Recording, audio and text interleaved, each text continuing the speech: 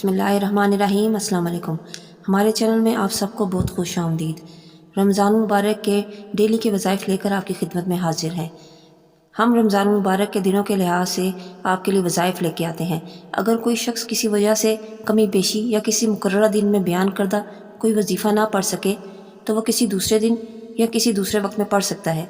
ये वज़ाइफ अल्हम्दुलिल्लाह सारे के सारे उम्दा हैं। हिम्मत करके इनको पढ़ने की कोशिश करें तो ज़्यादा बरक़ात नसीब होंगी। अब चलते हैं अपने वज़ाइफ की तरफ। 19वां रोज़ा।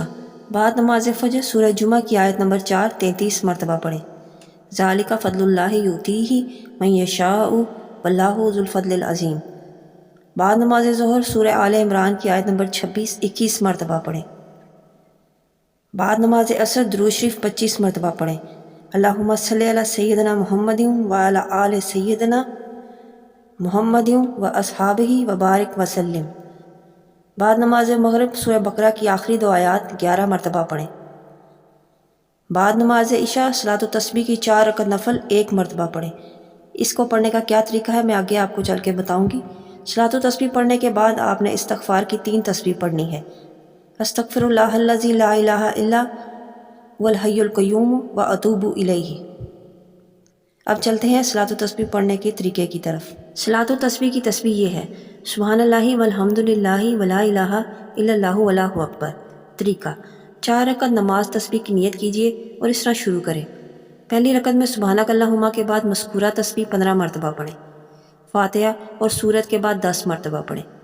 रुकू में तस्बीहात के बाद 10 मरतबा। रुकू से उठकर तस्बीह और तहमीद के बाद क़ौमा में 10 मरतबा।